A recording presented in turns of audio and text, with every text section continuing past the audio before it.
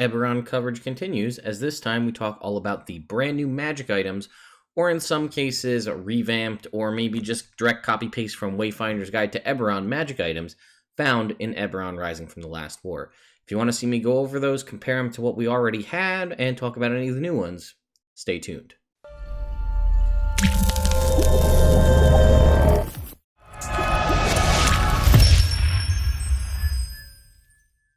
All right, folks, so continuing on the way we've been doing things, left side of the screen is D&D Beyond with Rising from the Last War. Right side is Wayfinder's Guide to Eberron.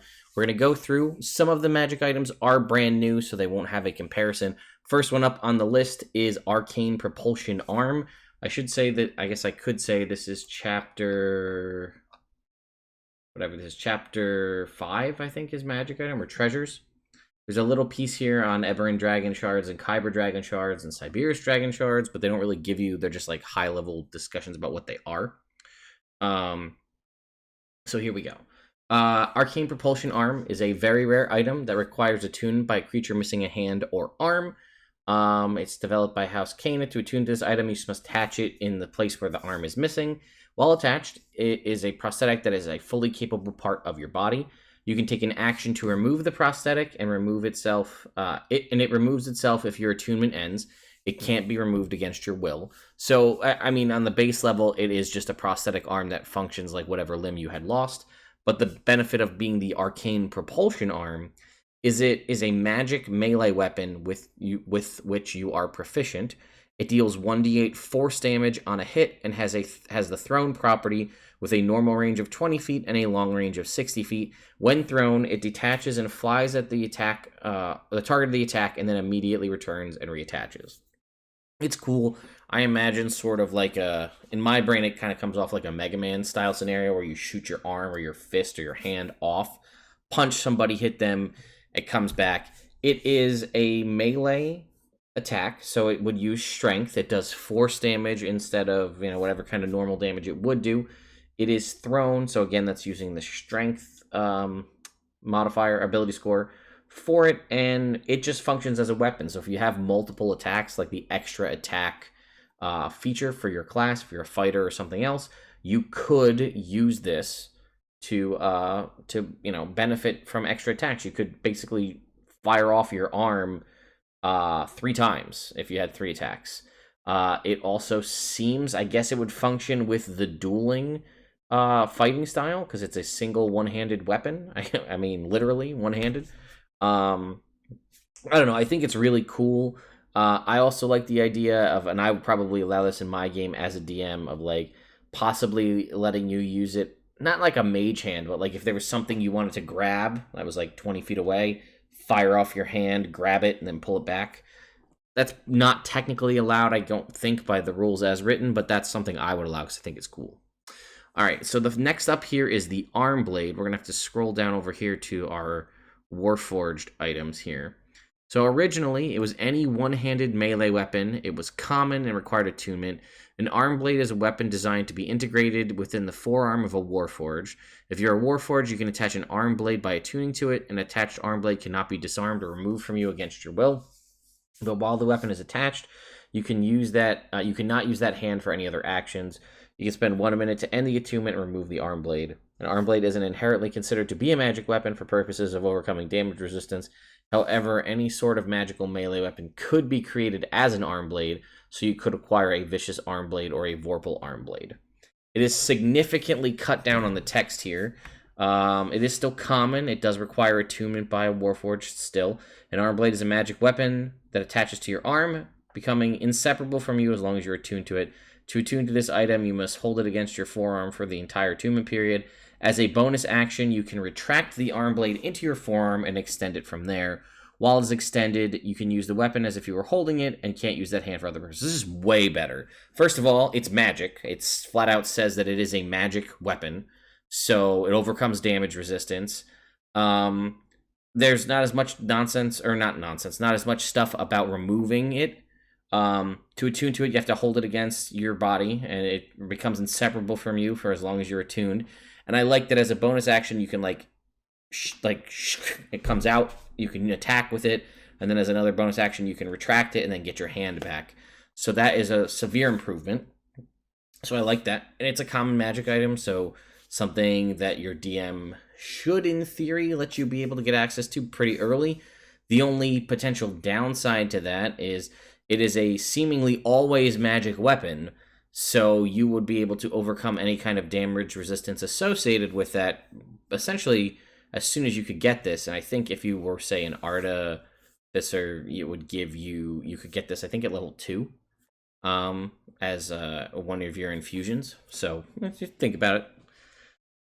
All right, next up is Belashira's Beholder Crown. This is a legendary item. I don't remember if this was, I don't think this one existed previously, and it does not look like it was one item that was there in the past. So let's take a look at this. This is a new one for this book. Symbiotic Crown. Oh, I should say there are a lot of symbiotic items. We'll talk about them right now, and then you'll see this symbiotic option comes up more as we go. To attune to this item, you must wear it on your head for the entire attunement period, during which the crown's hidden tendrils burrow into your scalp to bond with your skull. While wearing the crown, you can see normally in darkness, both magical and non-magical, to a distance of 120 feet. It has 10 charges. While wearing it, you can use an action to expend one of the charges to cast one of the following spells from it with a spell save DC of 16. Charm Person for 1, Disintegrate for 6, Fear for 3, Finger of Death for 7, Flesh to Stone for 6, Hold Person for 2, Ray of Enfeeblement for 2, Sleep for 1, Slow for 3, and Telekinesis for 5. It regains 1d6 plus 3 charges daily at dawn. There's no downside to spending all of them. Symbiotic Nature. The crown can't be removed from you while you're attuned to it, and you can't voluntarily end your attunement to it. If you're targeted by a spell that ends a curse, your attunement to the crown ends and it detaches from you. Belashar made these crowns while in the same plane of existence as the crown. Belashar can see through its eye stalks. So it's basically you, and the reason you're getting the spells... Ooh, I really hurt my finger there. The reason that you're getting the spells that you're getting there is those basically almost all replicate the effects of a Beholder's Eye Ray. All right, next up is a Cleansing Stone, which is a common magic item. That one I think we do have, yeah. Cleansing Stone is a stone sphere 1 foot in diameter engraved with mystic sigils.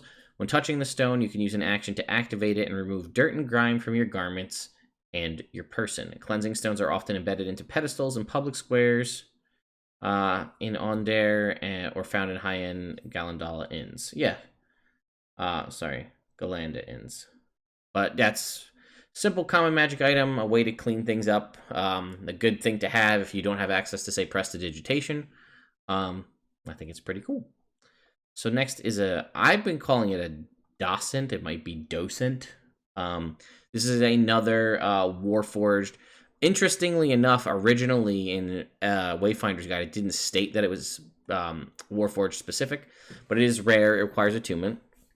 A small metal sphere approximately 2 inches across, studded with dragon shards. Despite a strong magical aura, it has no obvious abilities. If you're a Warforged, you can attune to the Docent, at which point the sphere becomes embedded in your chest and comes to life, literally. A Docent is an intelligent magic item designed to advise and assist the Warforged it's attached to. The typical Docent has an intelligence score of 16, a wisdom charisma score of 14. Once you're attuned to it, it can communicate with you telepathically and can perceive the world through your senses. One of the simple functions is to serve as a translator. All Docents understand Common and Giant, but a Docent knows up to 4 additional languages.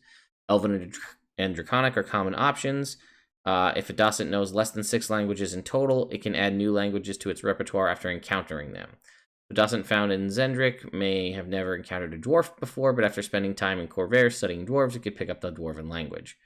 In addition, a Docent possesses up to 3 of the following traits. Can cast Detect Magic at will, Detect Evil and Good at will, can detect any form of divination or scrying in targeting the Warforged host. Arcana Intelligence, Arcana +7, History +7, Investigation +7, Nature +7, Insight +6, or Perception +6. The Docent can make medicine checks targeting its Warforged host with a +7 bonus. If the host is rendered unconscious, the Docent will automatically attempt to stabilize them once each turn.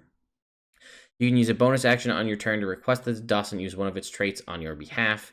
In the case of skills, this uses the Docent's bonus. Your abilities and proficiencies have no effect on the outcome. These traits are under the control of the Docent, and if you had a bad relationship with your Docent, it may refuse to assist you, or simply lie about the information that it obtains. However, if you treat your Docent well, it could serve as a useful ally. The origin of Docents is a great mystery. House Caneth treated the first Warforged 30 years ago, created the first Warforged 30 years ago, but the Docents come from the distant land of Zendrick and appear to be thousands of years old. Were they created to interface with some other form of construct, or are modern Warforged a new interpretation of an ancient design? The Docent claims to have forgotten their creators, but this is a mystery waiting to be unraveled. While all Docents come from Zendrick, some may have been brought to Corvair by explorers, and it's possible to encounter them in the Five Nations. So that's everything I just read you was all what was in Wayfinders. Let's see what changed. It is still rare. You must attune to it embedded in your chest somewhere. The stats are still the same. Intelligence of 16, wisdom and charisma of 14. It communicates telepathically with you and understands any language it knows. See random properties below. We'll get to that. Life support. When you end your turn with 0 hit points, the Docent can make a wisdom check with a +6 bonus. It was +7. It's now +6. If it succeeds, it stabilizes you. That is just a thing that it always has now. Random properties. It has the following properties. Languages. The Docent knows Common, Giant, and 1d4 additional languages chosen by the DM. If a Docent knows fewer than 6 languages, it can learn a new language through your senses. So it was 4 here. It's now a d4. The Docent has a +7 bonus to the following skills. Roll a d4. Arcana, History, Investigation, Nature. There you go. To one of the following skills. So 1 is Arcana, 2 is History, 3 is Investigation, 4 is Nature. So it's going to give you, rather than you choosing, you're going to get the life support piece, some languages, one of these skills. The Docent knows one of the following spells that it can cast at will, requiring no components. Roll a d6. 1 to 2, detect evil and good. 3 to 6, detect magic. The Docent decides when to cast the spell. A Docent is designed to advise and assist a Warforged it's attached to. One of the simple functions of a Docent is to serve as a translator. Docent's properties are under its control, and if you have a bad relationship, it might refuse to assist you. So you actually got a lot more history and like background stuff on it in the Wayfinder's guide, which is interesting. Also, it just had more stuff. It just knew 4 languages rather than a D4 languages. And you got to choose 3 of the abilities. I mean, you're going to get the life support piece for free. And then you're going to get a skill and a spell. But if you wanted to have all skills, that was an option you could have taken. Like if you were not intelligence-based as your Warforged and you happen to get one and had 3 intelligence-based skills, that may supplement your options. So they sort of took away some of the customizability that you had. And what's interesting is they took away kind of all of this flavor text that was here.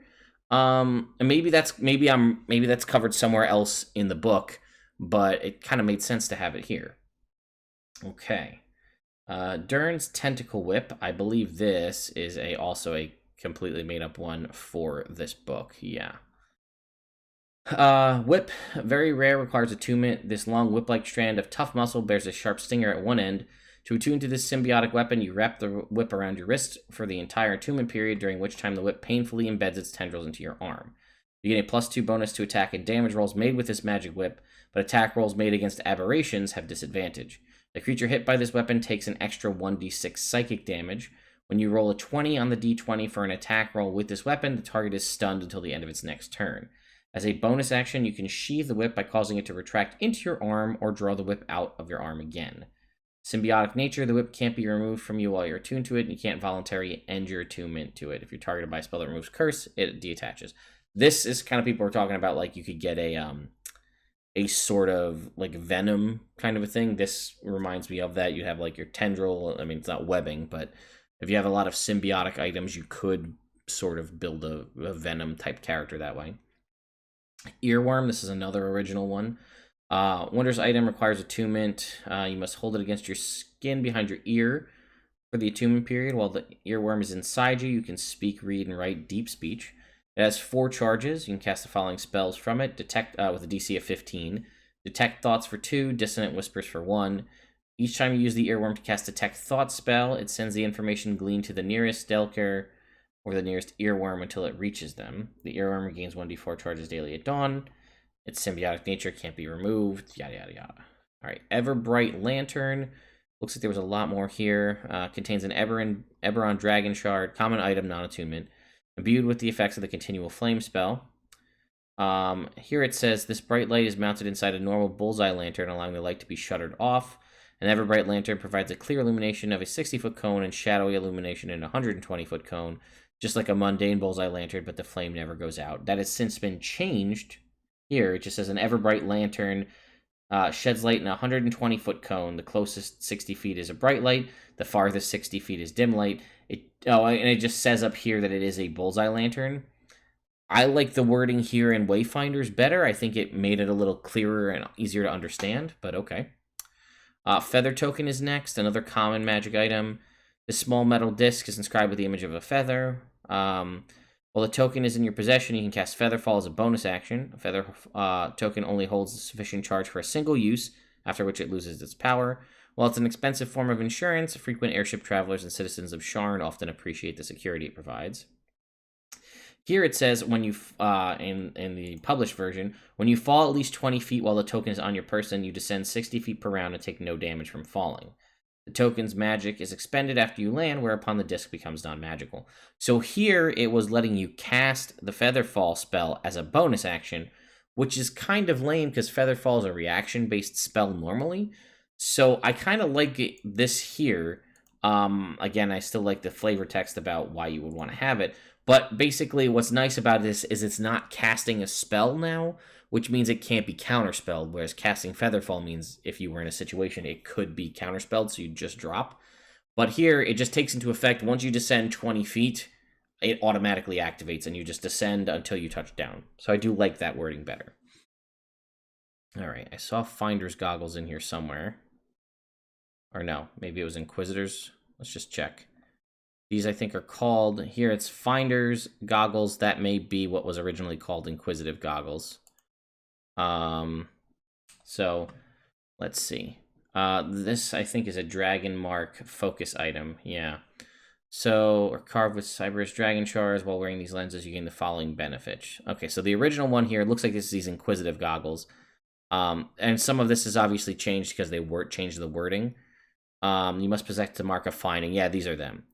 You add your intuition die from Hunter's intuition trait of the mark when you make wisdom insight checks, which was, I think, your insight, your intuition die was the D4. And when you examine an object, you can make a perception check to identify the aura of the last living creature to touch the object. The DC is 13 plus the number of days since the last contact occurred. If the check is successful, you learn the species of the creature, and you can immediately use your imprint prey ability to target this creature. Obviously, that's changed since that's no longer there.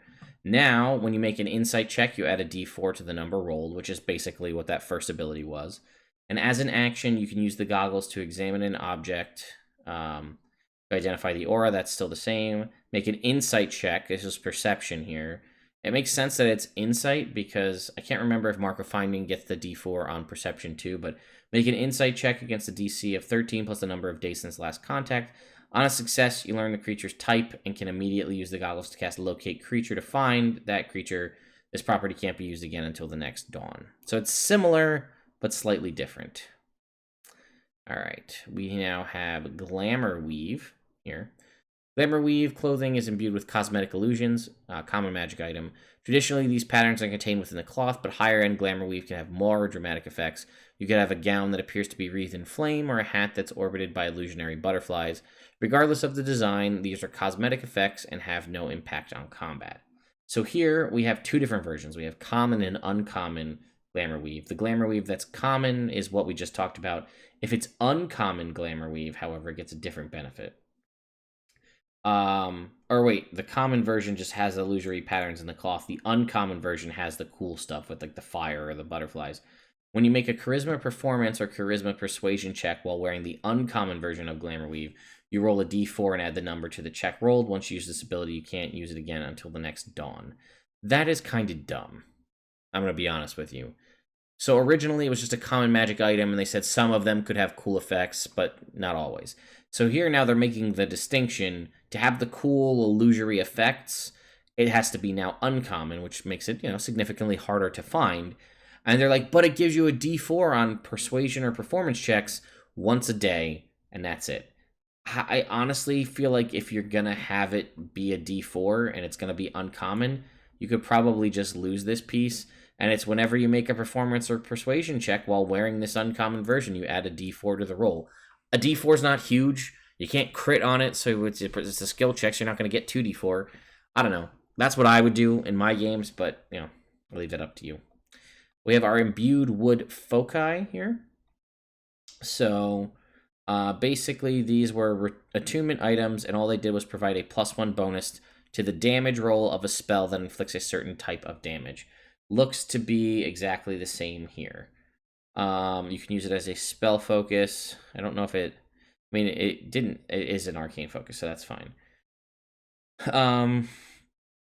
Okay, types of wood. It looks like it's pretty much the same. Ferny and Ash is fire. Rosewood is radiant. Acid or poison. Lightning or thunder. Necrotic. Psychic, cold, force. Yeah. Necrotic, cold, force, psychic. Yeah, so that's basically what that is. Those are essentially the same, which is fine. I did like these. I like these a lot. They're a common magic item. They're something you can give to a character very early on, and it'll be useful early on. And depending on the type of one that they get, it could be useful for the long run. The Shavarin Birch one that gives the +1 bonus to force damage can go a really long way with Magic Missile. I mean, Magic Missile, due to the nature of how the spell works, adding +1 to every single missile goes a long way. So, something to think about. Okay, next up we have Key Charms here, which I know is somewhere in here. Here you go. This is a Mark of Warding one. If you possess the Mark of Warding, when you cast Alarm, Arcane Lock, Glyph of Warding, or similar abjuration effects, you can tie the effect to the Key Charm. Whoever holds the Key Charm is considered to the owner of this enchantment. They receive the notification from the alarm, safely avoid the glyph, and so on. If you cast Alarm, Arcane Lock, Glyph of Warding, it's the same thing, basically. They get the notification for the alarm, they bypass the lock of Arcane Lock, or avoid the trigger of the Glyph of Warding. In addition, the holder, who needn't be attuned to the item, can take an action to end anyone's spell tied to it, provided the holder knows the command word you set for the ending the tied spells. It can have up to 3 tied spells at one time. Okay, so it's a little bit of a change there. I like that. Kierzan's Ooze is another symbiotic. It's a very rare. Let's see. To attune to this item, you first drink the contents of the jar, unlocking the following properties. While attuned to it, you have resistance to poison and acid damage and are immune to the poison condition. As an action, you can speak a command word and cause your body to assume the amorphous qualities of an ooze. For the next minute, you, along with any equipment you have, can move through space as narrow as 1 inch, once until the next dawn. As an action, you can exhale acid in a 30-foot line that's 5 feet wide. Each creature in that line must make a DC 15 Dex save or take 8d8 acid damage, half on a success, until the next dawn. It's symbiotic. You can't voluntarily end it. If you die while this ooze is inside you, it bursts out and engulfs you, turning your corpse into black pudding, allied with Daelker, who created it. So that's interesting. Living Armor. This is another symbiotic one, very rare. To attune to this item, you must wear it for an entire attunement period, during which its tendrils burrow inside of you. While wearing this armor, you have a +1 bonus to armor class, and you have resistance to the following types of damage: necrotic, poison, and psychic. Again, similar, it's symbiotic, so you can't remove it. The armor requires fresh blood to be fed to it. Immediately after you finish any long rest, you must either feed half of your remaining hit dice to the armor or take 1 level of exhaustion. Oof. See, what's cool is that this living armor is armor that you would theoretically wear under or on top of existing armor, because all it does is give you a +1 bonus to your armor class. So whatever armor class you already have, you're going to get the bonus, plus 3 types of resistance, which is awesome. But the downside is, immediately after you finish any long rest, you have to feed half your remaining hit dice to it, or take a level of exhaustion. That's going to be rough. Living Gloves, another symbiotic one. To uncommon, though, requires attunement. To attune, you must wear them for the entire attunement period. While attuned, you gain proficiency, the following proficiencies. Your choice when you attune. Oh, you gain 1. Your choice when you attune to the gloves. Sleight of hand, thieves' tools, 1 kind of artisan tools of your choice, 1 kind of musical instrument of your choice. When you make an ability check using the chosen proficiency, you add double your proficiency bonus to the check instead of your normal proficiency bonus. Symbiotic nature. That's the same. Orb of Shielding, which is pretty much the same as it originally was, is a common magic item that requires attunement. While holding it, if you take damage from a specific type of energy, you reduce that damage by a d4. to a minimum of 0 damage, which again seems the same: fire, radiant, acid, or poison, thunder and lightning, necrotic, cold, force, psychic. So there you go. They changed. I guess they changed. It has Quarry, Celestine, or Zorian Marble. I guess they changed it. It's 2 options. Both give you psychic resistance. Again, another super useful common magic item, especially if you get it for something that's pretty common like fire or poison. Early on, being able to roll a d4 and just reduce the damage by that amount. You won't. I mean, there's a lot of ways you could work some wonky stuff, like if you have some sort of self-wounding thing that deals damage to you, but then sends it out, or you're taking somebody else's damage or something like that. There's ways you could work this. Again, it's only a d4, but it's something to think about. Prosthetic limb is new for this. You can kind of see some art right here. We saw the Arcane Propulsion Arm earlier. This is basically the same thing, except without the cool shooting it off to damage people. It's a common item that requires attunement by someone who's missing a limb. Basically, you attune to it, and it functions identically to whatever part of the body it's replacing. If you have multiple prosthetic limbs, they count as a single magic item with regard to the number of magic items you can attune to. So that's actually pretty cool. Scribe's Pen here. It's a mark of scribing originally. This quill can write on any surface. This can be visible, traced in glowing mystical lines, or invisible to any creature without the mark of scribing. Invisible writing will be revealed by detect magic, see invisibility, or true seeing. Any creature with the mark of scribing can also reveal your writing or make it invisible as an action. If you mark a living creature, the mark will fade within a week. Okay, now it says here, write on any surface. You decide whether it's visible or invisible, but always visible to a person with the mark of scribing. Any creature with the mark of scribing can use an action to touch the invisible writing, making it visible to all. So they actually just removed the piece about it being visible to detect magic, see invisibility, or true seeing. So apparently that's not the case anymore. So I guess that's a little bit of a buff there. Shift weave now.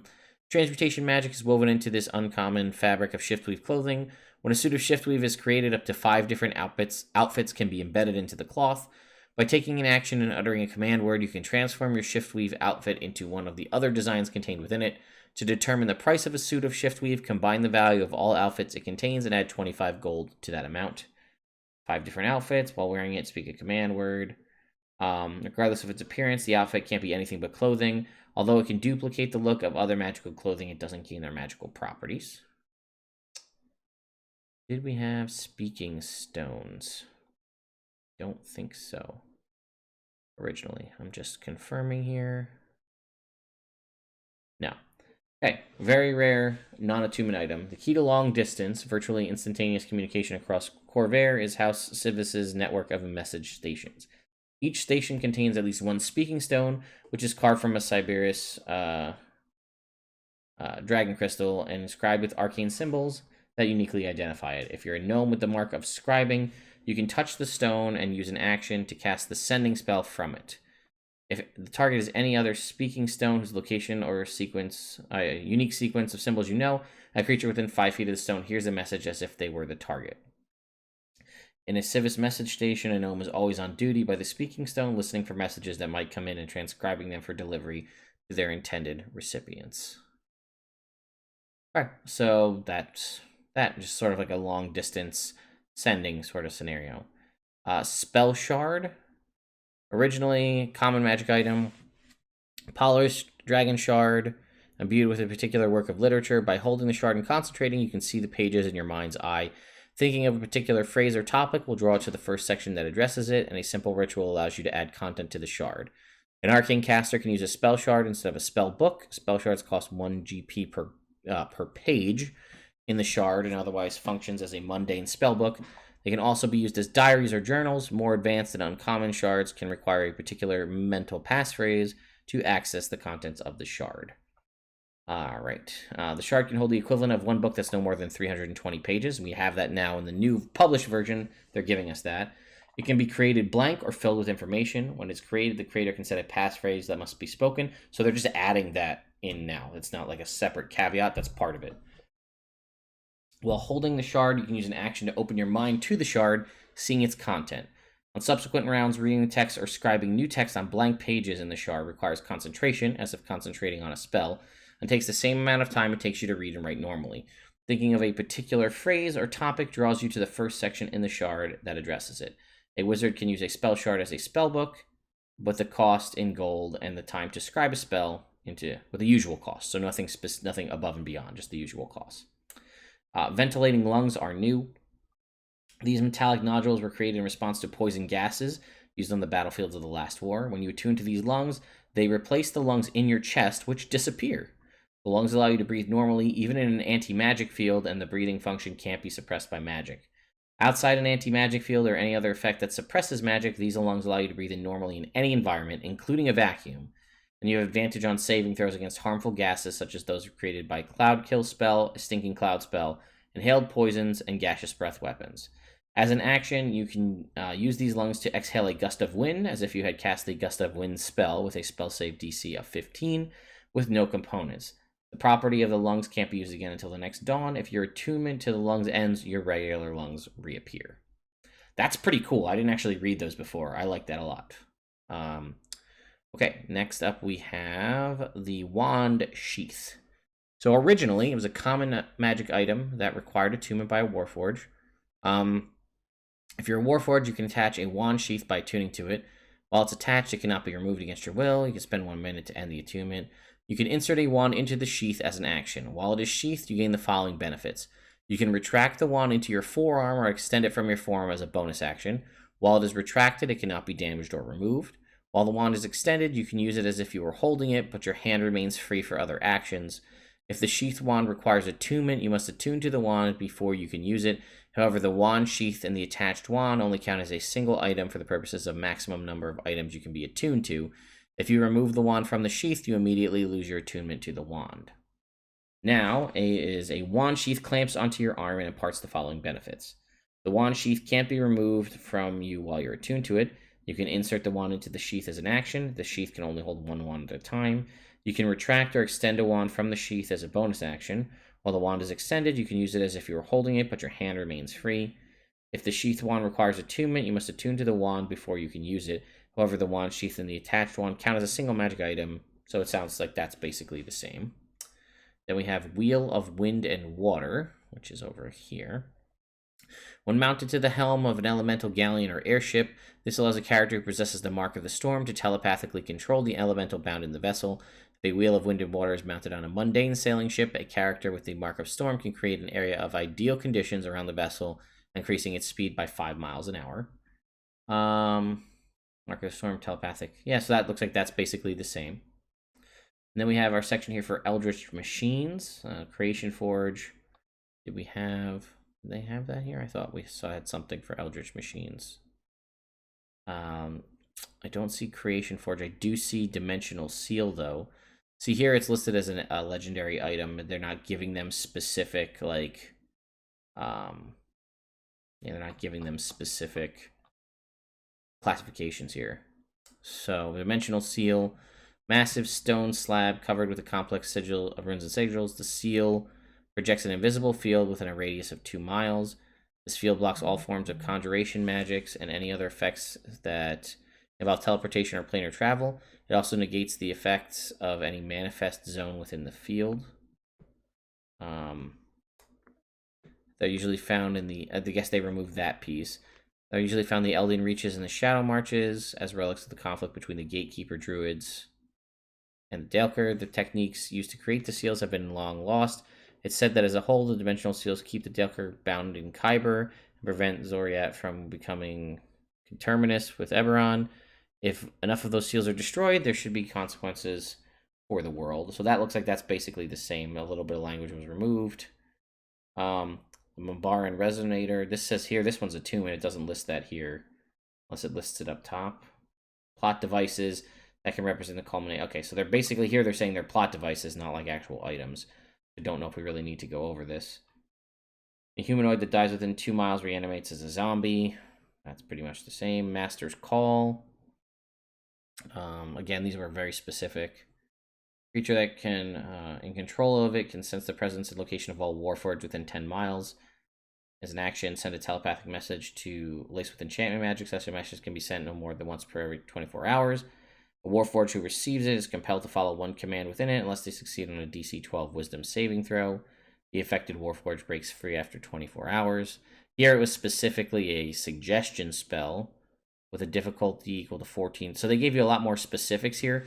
In Wayfinders, they were giving you all the specifics as though they were actual magic items. Here in Eberron Rising from the Last War, they are saying they are basically plot devices, not magic items to essentially be used. And you can kind of see that by the fact, again, they don't have, attunement or, rarities. Looks like it's pretty much the same thing for the spell sync as well. An anti-magic field. This is now a radius of 1 to 3 miles. This was originally 3 miles. Storm Spire. This look at how short the text is here. And we have like all of this information. You can sense weather patterns. You can cast Call Lightning and Gust of Wind. You can cast Control Weather. All this stuff. And now it's just basically like, it could do influence the weather. That's it. So I guess you could, if you have Wayfinders, you can use it to get yourself ideas for the very specific uses of those items if you wanted to use them in your campaign as plot devices. In Rising from the Last War, they're basically giving you just the high-level talking points and allowing you as the DM to make up whatever you want. And then lastly, we have readily all common magic items in Xanathor's Guide to Everything are readily available. They have stuff here for buying common magic items and creating them, crafting complications, and that is it. So that is all of the new, well, let me rephrase. That is all of the new magic items that are listed in the section of of Rising from the Last War called magic items or treasure.